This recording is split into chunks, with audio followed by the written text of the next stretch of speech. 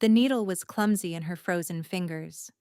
It was made for sailcloth, thick and brutally curved, and the thread was waxed sinew meant for leather armor. Not flesh. Never for flesh. But the beast bleeding out on the cold stone of the cavern floor was more leather and iron will than he was flesh. Rune's breath plumed in the sputtering torchlight, a ghost of the life she was trying so desperately to save. Outside, beyond the narrow fissure that served as their hiding place, the battle raged. Each scream, each clang of steel on steel, was a hammer blow against her heart. They were losing. Her people were dying. And here she was, sewing up the enemy's monster. The war beast, a creature of granite and shadow called a grotesque, lay on its side, a mountain of dark, scaled hide. A gash, long and obscene, ran the length of its flank, carved by a siege hook. It was a testament to the creature's impossible fortitude that it was still alive at all. Its breathing was a low, shuddering rumble that vibrated through the soles of her worn boots and up into her bones. She pulled the stitch tight, her teeth gritted. The beast's muscles bunched under the skin, a tremor of agony, but it made no sound. Its great reptilian head was turned toward the back of the small cave, where its master lay. All its pain, all its focus, was on him. The Alpha King, Carden. Even the name felt like a shard of ice in her thoughts. He was the reason for this war.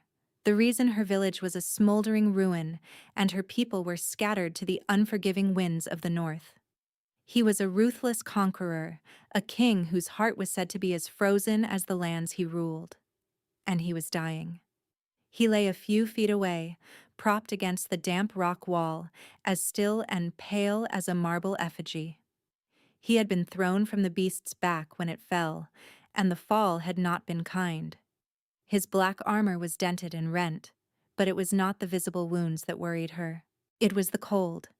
A strange, unnatural frost crept across the stone floor around him, originating from his body.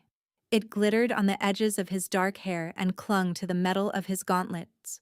She had seen frost like it only once before, on the blighted trees of the ghostwood, where nothing living grew. It was a cold that didn't just chill, it consumed. Her own breath hitched, a dry, painful sound. She was an Omega, the lowest of the low in her own clan, cast out and sent to the war front as a punishment for a crime she hadn't committed. She was meant to be washing blood from surgical tents and hauling water, not tending to the architect of her world's destruction. But she was a healer first.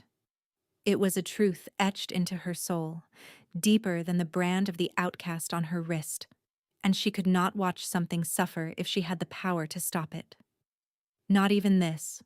The grotesque's massive amber eye swiveled to watch her. There was no malice in it, only a desperate primal plea. Help him!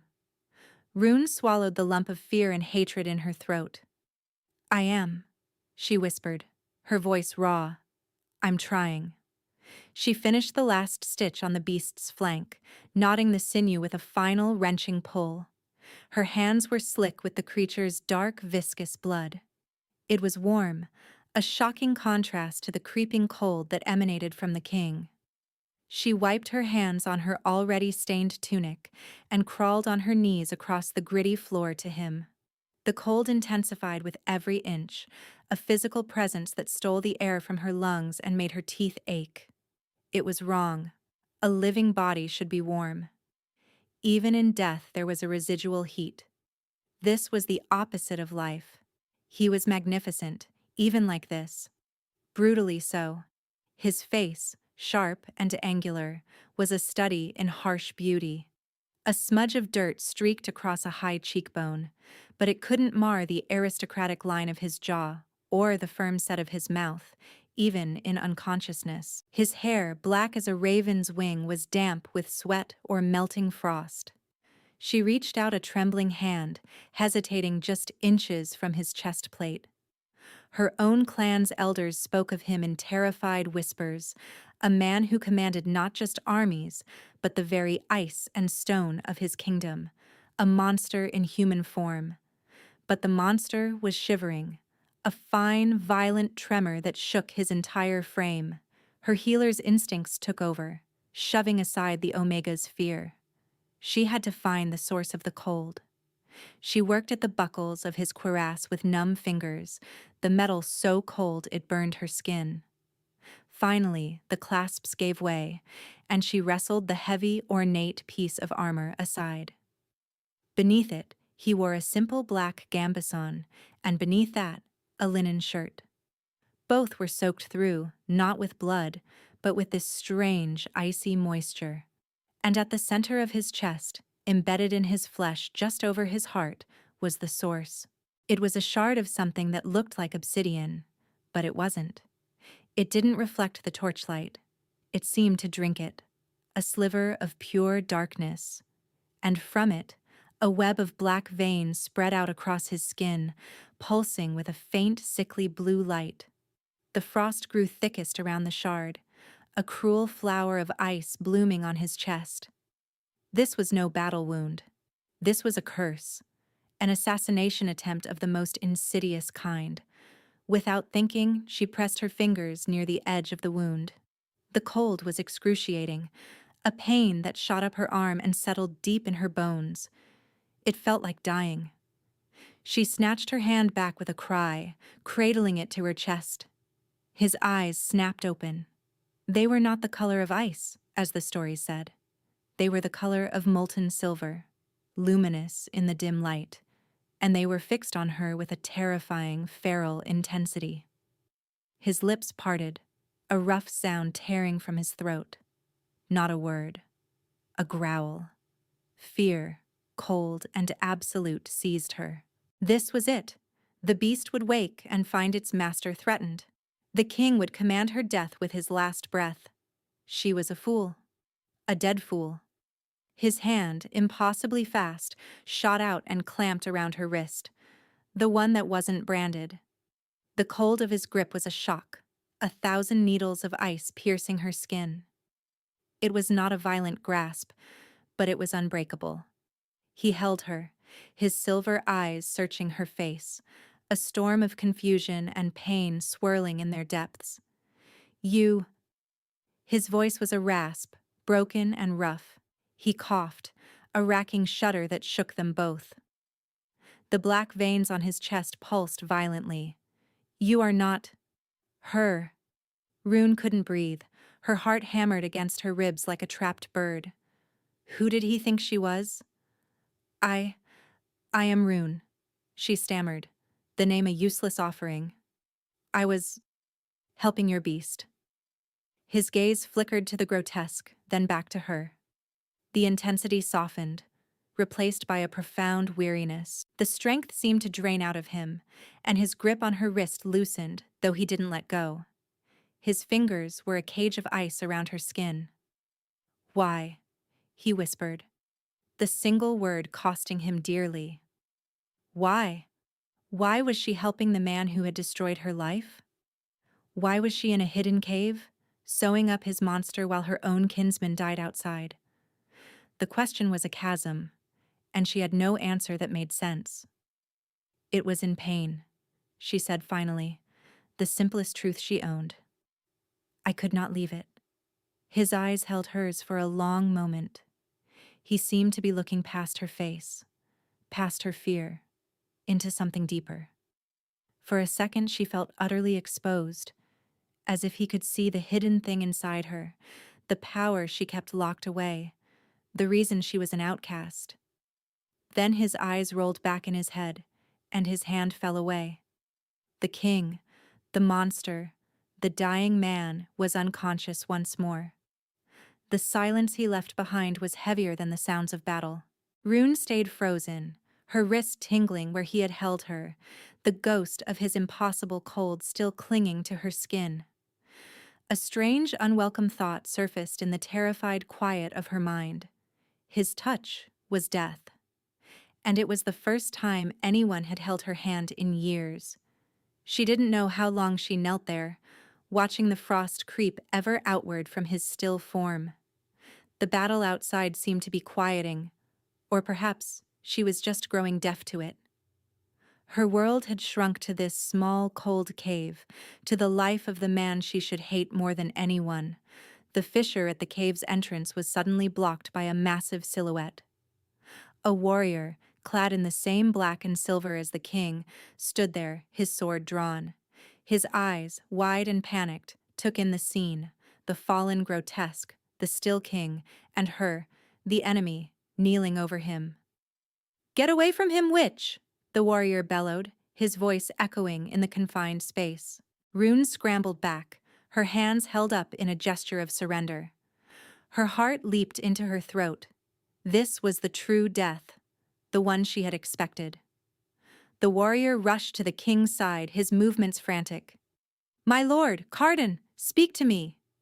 He pressed his fingers to the king's neck, then recoiled with a curse, shaking his hand as if burned. Gods, he's like ice. More warriors appeared in the entrance, their faces grim. They saw her, and their expressions hardened into pure hatred. Swords were drawn, an arrow was nocked. "She did this," one of them snarled. "A northern hag. Look at her. She's put a frost curse on him." "Kill her," another said, his voice flat and cold. Slowly. The first warrior, clearly the commander, turned his furious gaze on her. "Did you do this? Did you poison my king?" Rune shook her head, words failing her. Her entire body was trembling. She was surrounded by enemies, trapped and condemned. As the commander took a step toward her, his sword raised, a low growl vibrated through the cave. The grotesque. It had lifted its massive head from the floor. The stitches she had so painstakingly placed pulled at its hide, but the beast seemed not to feel it. Its amber eyes were fixed on the commander, and a sound like grinding stones came from its deep chest. It was a clear warning. The warriors froze, their attention shifting from Rune to the semi-risen monster. They knew its loyalty. They also knew its power. And then a voice, thin but laced with absolute authority, cut through the tension. "Stand. Down." It was Carden. His eyes were open again, slivers of silver in the gloom. He was looking at his commander, his expression a mask of strained control. The commander's face was a war of disbelief and relief. "My king, you live." "For now," Carden rasped, his gaze shifting to Rune. It was heavy, unreadable. "She stays. She is with me." The commander stared, his jaw working. He looked from his freezing, wounded king to the enemy Omega healer, to the grotesque that was clearly, impossibly, protecting her. It made no sense. "My lord," he began, his voice tight with confusion. "She is one of them, a scourged Omega. She could be the one who laid this curse." "The curse was laid on the battlefield, Tavish." Carden cut him off, his voice gaining a sliver of its former strength. "She was not there. She was here." He looked at Rune again, helping. Tavish followed his king's gaze, his eyes narrowing in suspicion. He looked at the neatly stitched gash on the grotesque, then at Rune's blood-soaked hands. The evidence was undeniable, however impossible it seemed. He finally sheathed his sword with a reluctant scrape of steel. "As you command, my king." The words were for Carden, but the venom in his eyes was all for her. The other warriors, grumbling, lowered their weapons. Rune felt a wave of dizziness wash over her. She had been saved, for the moment. Saved by the man she had saved. The irony was a bitter taste in her mouth. "Get me to the command tent," Carden ordered, his voice already fading. "And bring her." She was a prisoner. A prisoner healer, perhaps, but a prisoner nonetheless. They bundled the king onto a makeshift stretcher, his movements stiff and pained. The grotesque, seeing its master being cared for, finally settled its head back onto the stone with a sigh, its great eye closing. Two warriors grabbed Rune, their grips bruising on her arms. They dragged her from the cave out into the aftermath of the battle. The air was thick with the coppery smell of blood and the stench of smoke. The ground was littered with the bodies of the fallen, her people and his. The sight made her stomach clench. She was marched through the chaotic war camp, a spoil of war. The whispers and glares of Cardin soldiers followed her like a physical force. They saw her branded wrist, her clan's pale hair, and they saw a killer, an enemy. They threw her into the king's command tent. It was a vast pavilion of black canvas and oiled leather, more of a portable room than a tent. Maps lay scattered across a huge oak table, figurines of soldiers toppled over. A brazier burned in the center, but it did nothing to warm the oppressive chill that seemed to have followed the king here. They laid him on a cot, and his personal physician, a stern, older man, immediately began to work. He cut away the king's shirt and swore under his breath when he saw the shard and the black, pulsing veins. "Dark magic," the physician muttered, his face pale. "I have no cure for this." Panic began to ripple through the guards and advisors gathered in the tent. Their invincible king was dying of something their healers could not fight. Cardin, his eyes closed, spoke again, his voice barely audible. "She knows." Every head in the tent swiveled to her. She stood, small and terrified, flanked by two guards who held her as if she were a viper. The physician, a man named Edric, approached her slowly. His eyes were sharp, missing nothing. "You, the Omega. What do you know of this?" Rune swallowed hard. What could she say? That she recognized it as a death curse from an old tale? That touching it felt like having her soul leached from her body? They would call her a witch and burn her. "I know it is a poison that feeds on life force," she said, her voice shaking but clear. "It uses the host's own warmth to fuel its cold. The more he fights, the faster it will consume him." Edric's eyes widened slightly. He had clearly reached the same conclusion. "Can it be removed?" "To pull the shard out would be to open the floodgates," Rune said, the knowledge coming to her unbidden, a terrible certainty. It would kill him instantly. The cold would shatter his heart. A heavy silence fell over the tent. They were trapped. "Is there any way to slow it?" Edric asked, his professionalism overriding his suspicion. "Warmth," Rune said, "but not fire. Fire will make the cold retreat deeper, concentrate itself. It needs living warmth. Constant, close contact." She faltered, realizing the implication of her words. Edric looked from her to the king's freezing form. He was a practical man. He understood. "And who would be willing to subject themselves to that?" he murmured, more to himself than to her. He looked at her branded wrist, at her thin, ragged clothes, at her utter expendability. His eyes met hers, and in them, she saw her fate being sealed. She spent the next 3 days as a human poultice. They placed her on the cot beside the king, a barrier of thick furs separating her from his direct touch. But it did little to stop the penetrating cold. It seeped into her bones, a constant draining ache. She was his prisoner, his enemy, and now his unwilling hot water bottle. The genuine adversaries phase of their relationship began in earnest. He was rarely conscious, but when he was, his silver eyes would find her, and the air would crackle with a tension that had nothing to do with the curse. "You are still here," he rasped on the second day, his voice a little stronger. "I was not given a choice," Rune replied, her own voice sharp with exhaustion and resentment. She was huddled on her side of the massive cot, trying to keep a sliver of warmth for herself. "You had a choice in the cave," he countered, his gaze unwavering. "I made a mistake," she snapped. A flicker of something, amusement, respect, crossed his features before being erased by a spasm of pain. He gritted his teeth, his body arching slightly as the cold pulsed from the shard. Without thinking, she shuffled closer, pushing aside the useless furs. She laid her hand on his arm over the thick fabric of his sleeve. It was a foolish gesture, but it was all she had.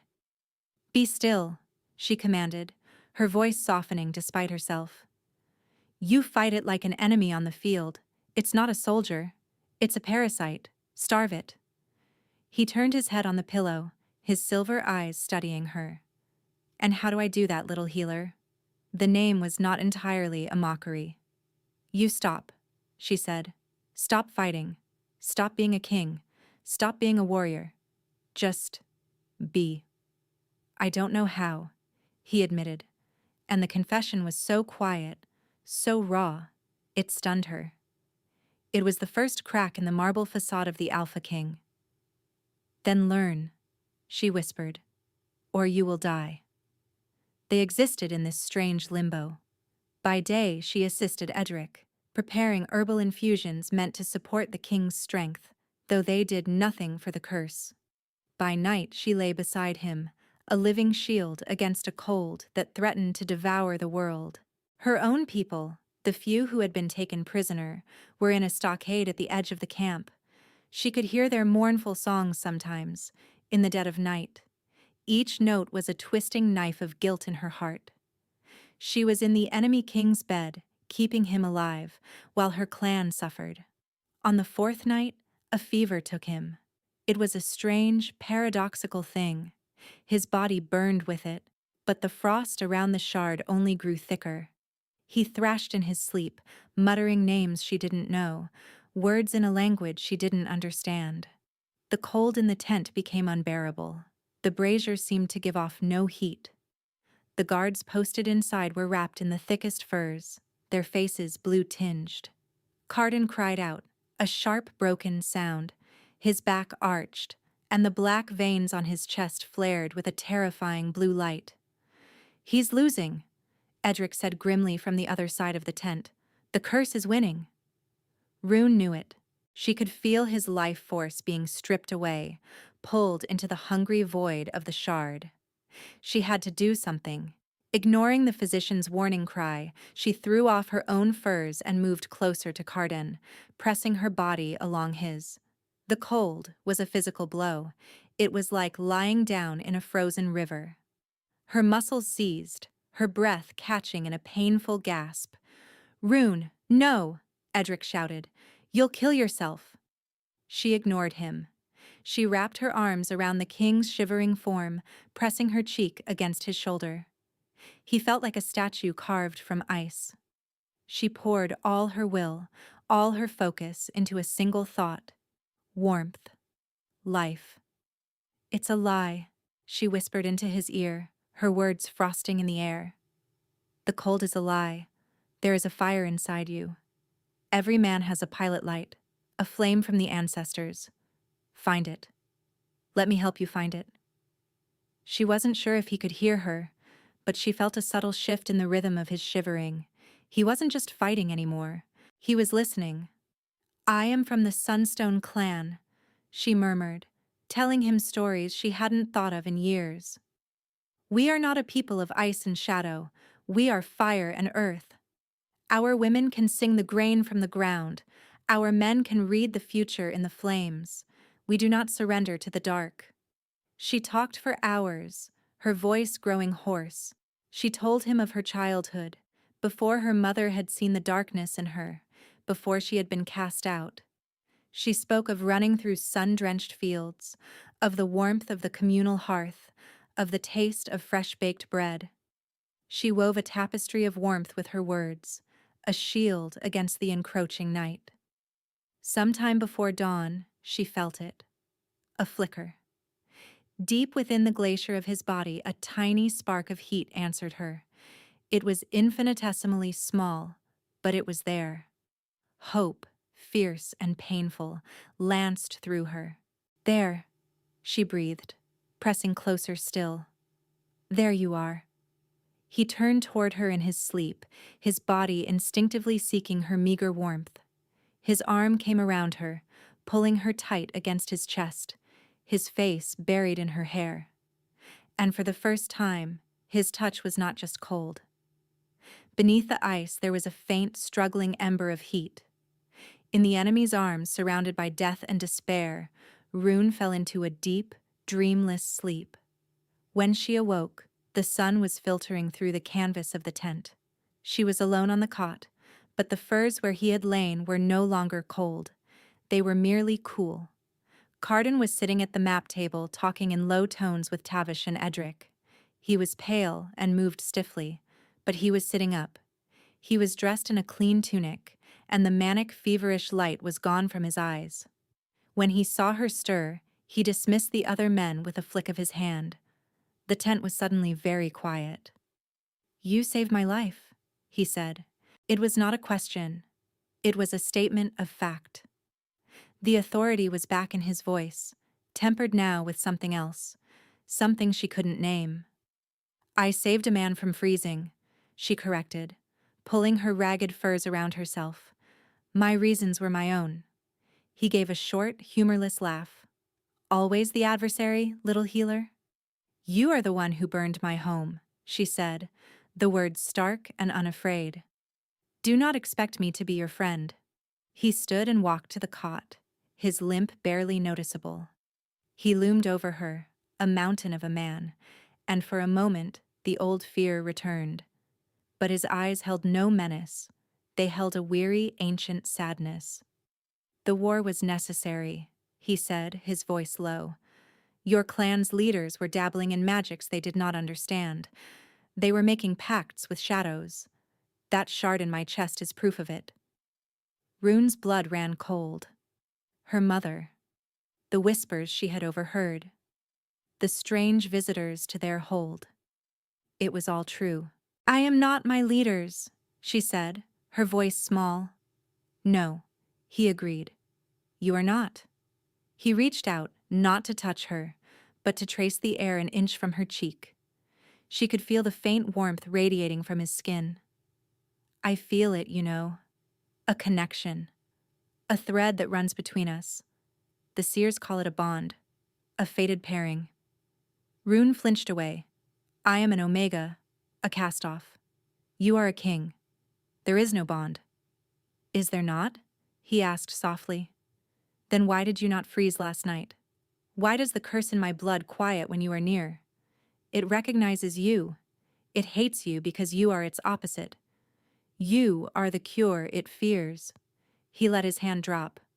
"I admit, when I first felt it, I thought it was another chain, another curse, to be tied to my enemy's cast-off." The words were blunt, but not cruel. It was his honest thought. "What am I to you, then?" she asked, her heart pounding. "A cure? A tool?" "I don't know," he said, and the honesty of that was more disarming than any lie. "But I will not let you go." He turned away, his voice becoming formal again, the king replacing the man. "You are no longer a prisoner. You are a guest, under my protection. You will be given new clothes, proper food. You will want for nothing." "And my people?" she demanded, finding her feet. "The ones in your stockade?" He paused, his back to her. "They will be treated as prisoners of war. Fairly." "That is not good enough." He turned, and for the first time, she saw a flash of the ruthless king from the stories. His silver eyes were hard as diamonds. "It will have to be. I cannot free them. Not yet. My own council is on the verge of rebellion for keeping you alive. To them, you are all the same enemy." He was right. She was trapped. And so was he.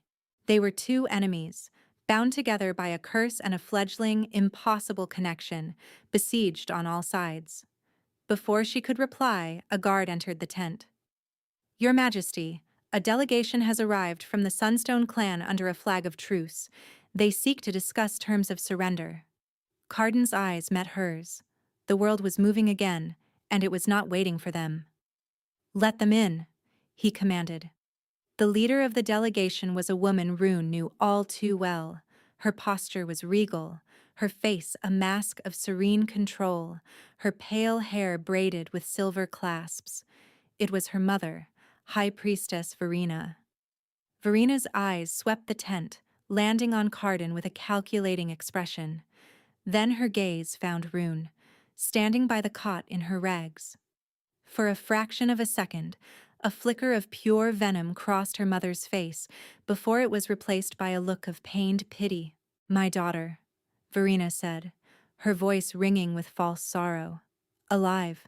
The gods are merciful." "Mother," Rune said, her voice flat. Carden stepped forward, placing himself subtly between Rune and the delegation. "You have come to surrender, priestess?" "I have come to secure peace," Verena corrected smoothly. "Our clan is beaten. We see the folly of our war. We wish only to be your loyal subjects." "Loyalty is proven with deeds, not words," Carden said, his voice cold. "Indeed," Verena agreed. She took a step forward, her eyes fixed on Rune. "Which is why we have come to offer a gesture of ultimate faith. We have come to expose the traitor in our midst, the one who brought this dark magic to our lands, the one responsible for this war."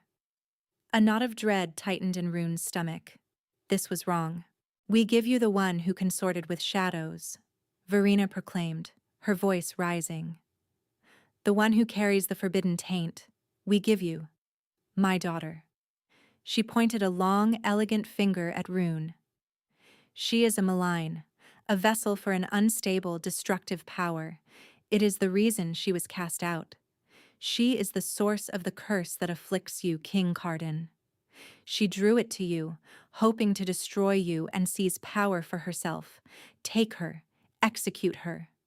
Cleanse our clan of her stain, and we will serve you forever." The tent erupted. Carden's guards and advisors stared at Rune, their suspicion flowering into outright certainty.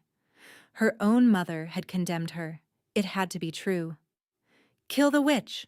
someone shouted from the back. "She has ensnared the king." The villain had won.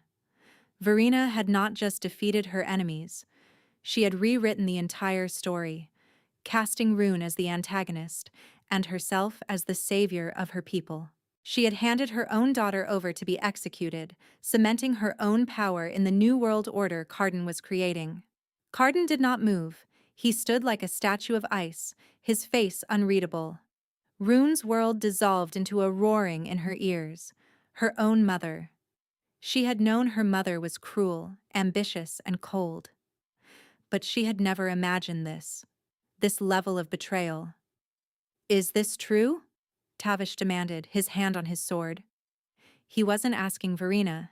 He was asking his king. "Is she the cause of this?" Carden finally turned, his silver eyes finding Rune in the chaos. He saw the utter devastation on her face, the complete annihilation of her spirit. He saw the truth. "No," he said, his voice quiet but carrying over the din. "It is not." He walked past Tavish, past the shouting advisors, and stood directly in front of Rune. He looked down at her, his expression softening. "She is not the cause of the curse." He reached out and took her hand, the one that was not branded, his warm fingers closing around hers. In front of his council, his warriors, and her treacherous mother, he declared, "She is the cure." He turned to face the stunned crowd, holding her hand as if it were a scepter. "The High Priestess lies. She offers her daughter as a scapegoat to hide her own dealings with the shadows. The Sunstone clan will have its peace. But it will be a piece of my making, not yours, Verena." His gaze fell on Rune's mother, and for the first time, Rune saw the true, terrifying power of the Alpha King. The air in the tent grew frigid, the real, biting cold of his northern home. "You will be held as a guest until your clan's surrender is finalized, and your lies will be investigated." He looked at Rune. "By my future queen." The last 3 words dropped into the silence like stones into a frozen lake. Queen. He had called her his queen. It was a political move, a shield, a declaration of war on his own council and on her mother. But it was also something more. Rune felt the world tilt on its axis, from outcast to queen in the space of a heartbeat. It was too much. Her mother's face was a mask of fury. The plan had backfired spectacularly. She had meant to destroy Rune, but she had just elevated her beyond her wildest dreams. The crisis was not averted. It had just begun. Carden had drawn a line in the sand, choosing her over the stability of his kingdom. His council was in an uproar. Tavish looked as if his king had just spat in his face. The prisoners from her clan would see her as the ultimate traitor, cozying up to the enemy king. They were alone, together, on an island of their own making, and the sea of everyone else's hatred was rising around them. The days that followed were a waking nightmare.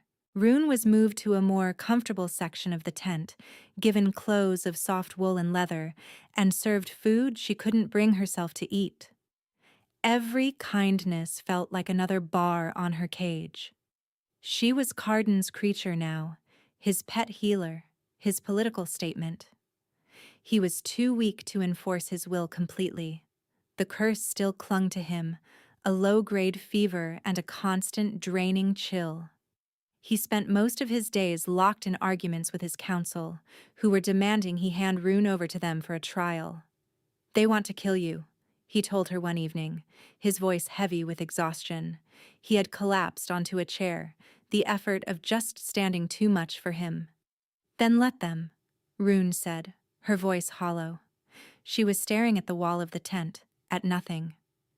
It would be easier. He was across the space in a second, kneeling before her, his hands gripping her shoulders. The warmth from his skin was a stark contrast to the ice in her soul. "Do not say that," he commanded, his voice fierce. "Do not give up. I have not given up." "You are a king," she said bitterly. "You fight. I am an Omega. I endure, and I am done enduring." "Look at me," he said, his voice softening. He waited until her empty eyes met his. "I know this is not what you wanted. I know I am your enemy, but we are in this together now. The bond between us, it is real. I feel your despair as if it were my own. It is a blade in my gut. Please, do not sharpen it."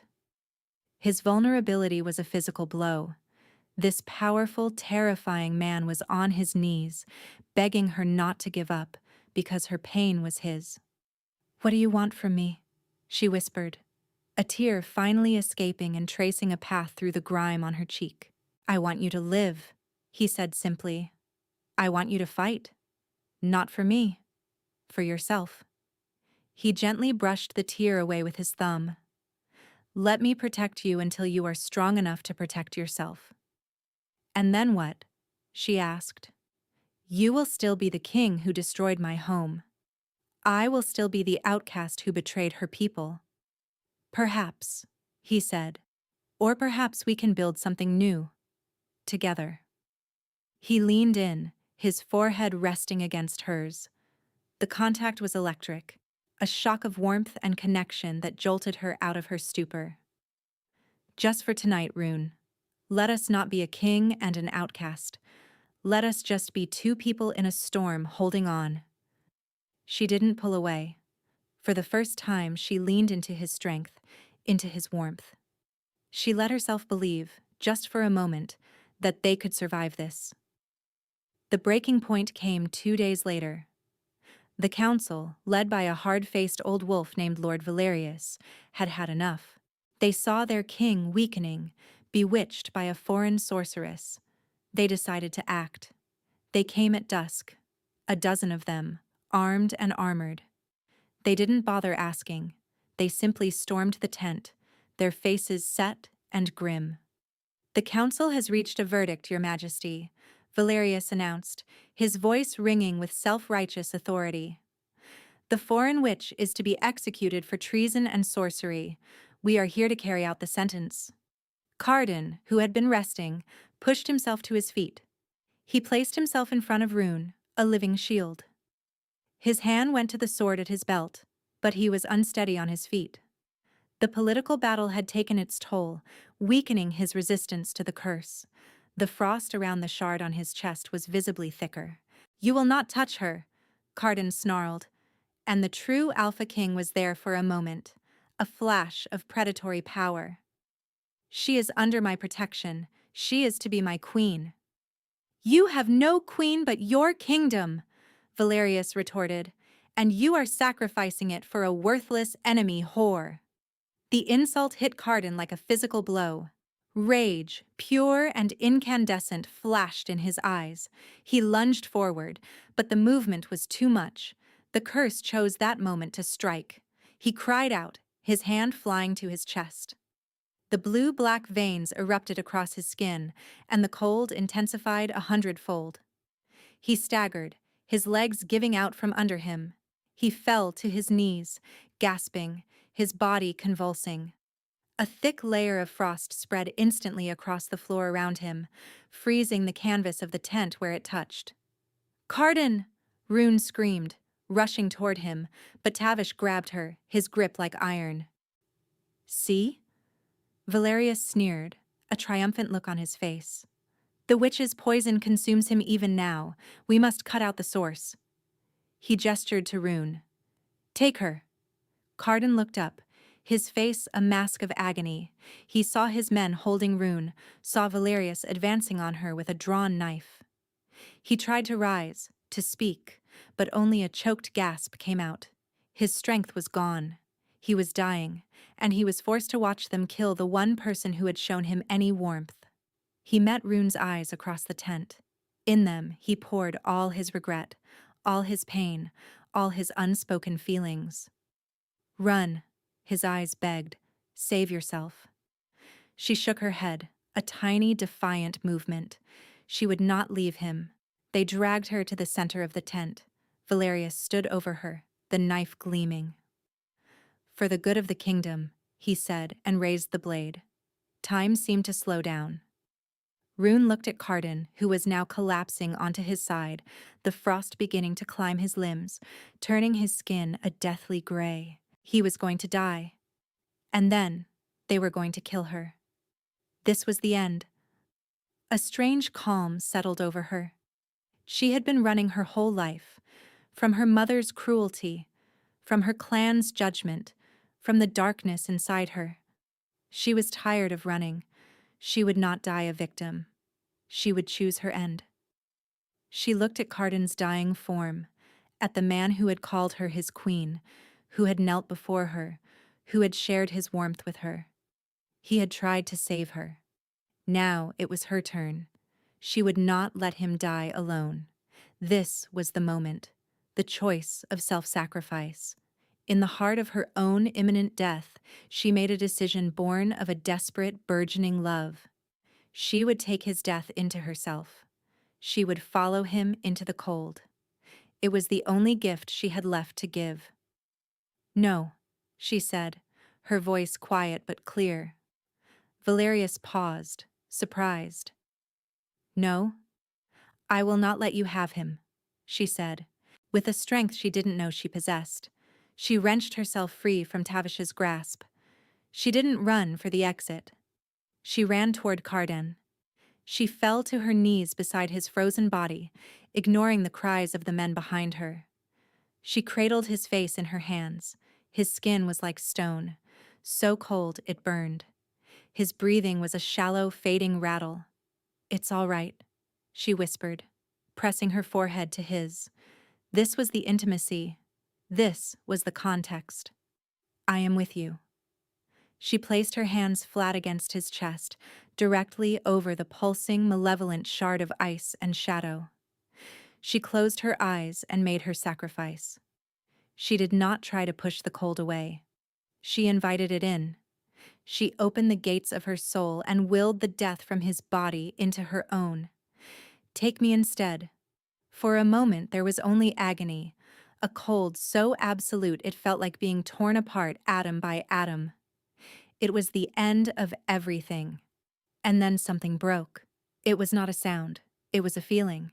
A deep, internal shattering, as if a dam she never knew existed had just burst. And from that broken place, a power she had kept chained and hidden her entire life erupted. It was not fire. It was not light. It was force. Pure, silent, kinetic energy. A shockwave. invisible and soundless, radiated from her hands. It struck the shard in Carden's chest, and the cursed object, which had withstood swords and magic, disintegrated into a cloud of harmless black dust. The wave continued outward. It hit Valerius and the council members not with a blow, but with an irresistible crushing pressure. They were lifted from their feet and hurled back against the walls of the tent, pinned there as if by a giant's hand. They were unharmed, but utterly immobilized. The wave passed, and in its wake, silence. The oppressive cold in the tent vanished, replaced by the simple, clean chill of a northern evening. The frost on the ground and on Carden's body melted away into harmless water. Beneath her hands, Rune felt a shudder run through Carden's body. And then, a miracle. A heartbeat. Strong, steady, and warm. The black veins on his skin faded, leaving behind unmarked, healthy flesh. Color flooded back into his face. The warmth spread from his chest outward, a tide of life pushing back the memory of death. He took a deep, shuddering breath, the first clean breath he had taken in days. And his silver eyes opened. They were clear. The pain, the confusion, the haze of the curse, all gone. He looked at the men pinned to the walls by an invisible force, at the dust of the shard on his chest, and then at her. He looked at Rune, her hands still on his chest, a faint shimmer of power now visible in the air around her. Her face was pale with shock and exertion, but her eyes were wide with a terrifying, wondrous new awareness of herself. He didn't look at her with fear. He looked at her with awe, with reverence, with a love so profound it stole her breath away. He reached up and gently touched her face, his fingers completely, blessedly warm. Rune, he whispered. Just her name. But it held everything. It held the reunion, the relief, the confirmation of everything he had seen in her from the moment she'd first touched him in that cave. She stared at him, tears welling in her eyes. You're warm, she choked out.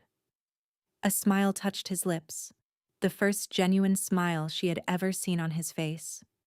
It was like watching the sunrise after a month of rain. You are magnificent, he said, his voice thick with emotion. She had done it.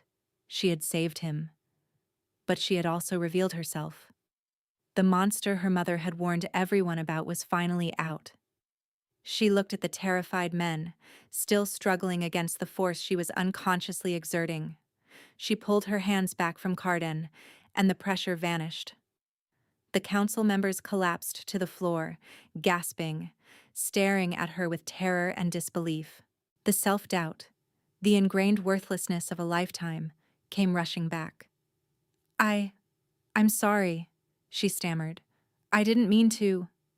Do not apologize, Carden said, his voice ringing with kingly authority as he got to his feet. He was weak, but he stood tall, his power no longer divided against itself. He was whole. Do not ever apologize for your strength. He turned to his stunned council, his face hard. You came to execute my queen. Instead, you have borne witness to her power, the power that just saved my life, and by extension, this kingdom. He walked over to Tavish, who was staring at Rune as if seeing a goddess. You will spread the word. A miracle has occurred. The king is healed. The curse is broken. By the grace and power of Queen Rune. He left no room for argument. He was rewriting the narrative again, not with lies, but with a truth that was more powerful than any lie. He came back to her, taking her hands in his. I love you, he said, the words simple, direct, and earned by fire and ice. I think I have from the moment you put that first clumsy stitch in my beast. I hated you, she confessed, a watery laugh escaping her. I know, he said, his smile widening. You will make a wonderful, difficult queen. He pulled her close, and for the first time she did not resist. She leaned into his embrace, into his warmth, and felt the last of the ice around her own heart finally melt away. She was home. 3 months later, the first snows of winter began to fall on a kingdom at peace. The war was over.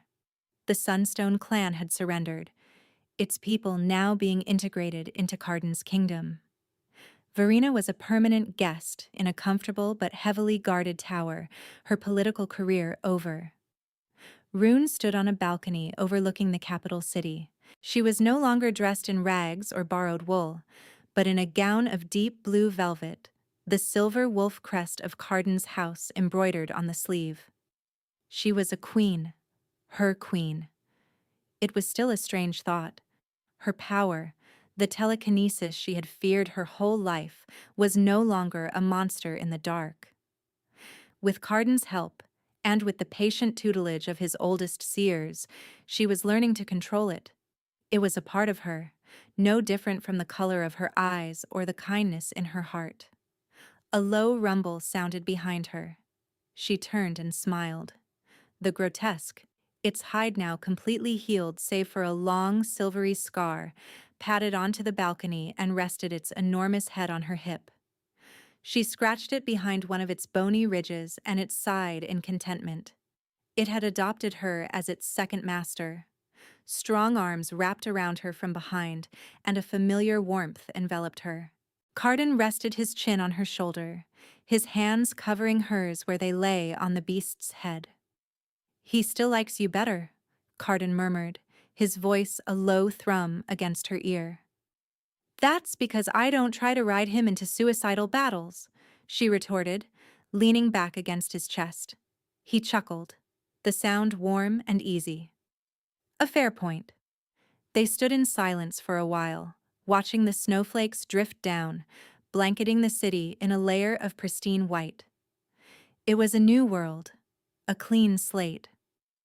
"Are you happy, Rune?" he asked quietly, his voice serious. She thought for a moment. Happy was too simple a word. She had lost her home, her clan, everything she had ever known. She had been betrayed and nearly killed. But she had also found a new home, a new family, a love she never thought possible, and she had found herself. "I am where I am supposed to be," she said finally, turning in his arms to face him. She looked up into his silver eyes which held nothing but love for her. "And there is nowhere else I would rather be." He smiled and bent his head, his lips meeting hers in a kiss that was both a promise and a homecoming. The battle was over. The war was won. And their new world was just beginning.